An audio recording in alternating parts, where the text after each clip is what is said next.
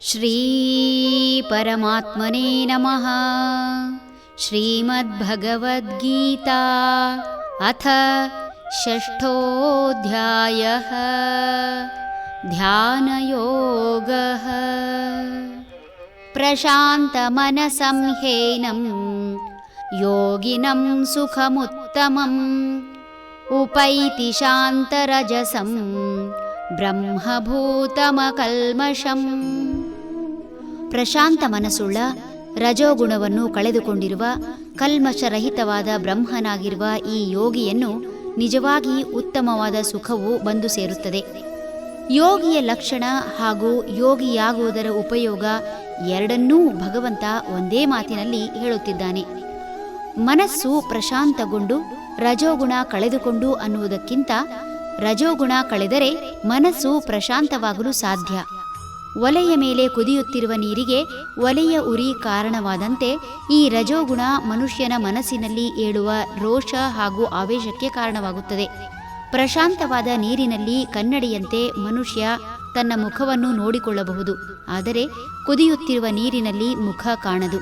ಹಾಗೆಯೇ ರಜೋಗುಣ ಇರುವವರ ಮನಸ್ಸು ಸದಾ ಏನಾದರೊಂದು ವಿಷಯದಲ್ಲಿ ತಲ್ಲೀನವಾಗಿರುವ ಕಾರಣ ಎಂದೂ ಪ್ರಶಾಂತತೆಯನ್ನು ಅನುಭವಿಸದು.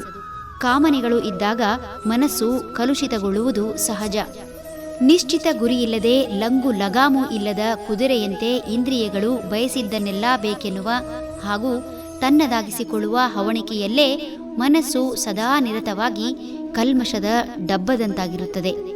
ಮನುಷ್ಯನ ಮನಸ್ಸು ಪ್ರಶಾಂತವಾಗಿರಬೇಕಾದರೆ ಮನಸ್ಸಿನಲ್ಲಿ ಈ ಹಿಂದೆ ಅನುಭವಿಸಿದ ಘಟನೆಗಳಿಂದಾದ ಯಾವುದೇ ನೆನಪು ಕಾಡುವಂತಿರಬಾರದು. ಅಂದಿನ ವ್ಯವಹಾರ ಅಂದೇ ಮುಗಿಸಿದರೆ ಯಾವ ಮಾನಸಿಕ ಬಾಧೆ ಇರದು. ಅಂದರೆ ಪ್ರತಿದಿನ ಪ್ರಪಂಚದಲ್ಲಿ ವ್ಯವಹಾರ ಮಾಡುವಾಗ ಸಾಕಷ್ಟು ವೈರುಧ್ಯಗಳು, ವಾಗ್ವಾದಗಳು, ಮಾನಸಿಕ ಯಾತನೆಗಳು, ಕೋಪ, ದುಗ್ಗುಡ, ಆತಂಕ ಇವೆಲ್ಲವೂ ಬೇಡವೆಂದರೂ ಎದುರಾಗುವುದು ಸಹಜ.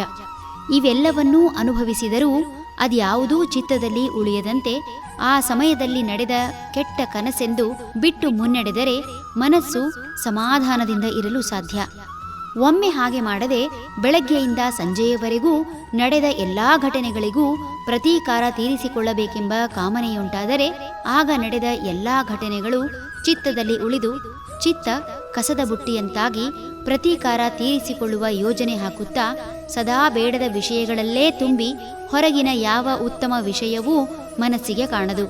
ಭೂಮಿ ಎಷ್ಟೇ ಗಟ್ಟಿಯಿದ್ದರೂ ಭೂಮಿಯ ಒಳಗೆ ತಾಪ ಹೆಚ್ಚಾದರೆ ಭೂಮಿಯನ್ನೇ ಒಡೆದು ಹೊರಬರುವಂತೆ ಮನಸ್ಸಿನಲ್ಲಿ ಹುದುಗಿರುವ ವಿಷಯಗಳು ಭಾವೋದ್ವೇಗದಿಂದ ಸ್ಫೋಟಗೊಂಡು ಮನಸ್ಸು ಹಾಗೂ ದೇಹ ಎರಡನ್ನೂ ಹಾನಿಗೊಳಿಸುತ್ತದೆ.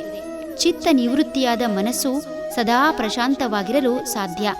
ಪ್ರಶಾಂತ ಮನಸ್ಸಿನಿಂದ ಉತ್ತಮ ಜ್ಞಾನಿಯಾಗಲು ಸಾಧ್ಯ. ಇಂತಹ ಸ್ಥಿತಿಯನ್ನು ತಲುಪಿದರೆ ಆತ ಬ್ರಹ್ಮನಂತೆ ಸರಿ. ಯಾರು ಬ್ರಹ್ಮನನ್ನು ತಿಳಿಯುತ್ತಾರೆ ಅಂತಹವರು ಯಾವಾಗಲೂ ಸುಖದಿಂದ ಇರುತ್ತಾರೆ. ಹರಿ ಓಂ.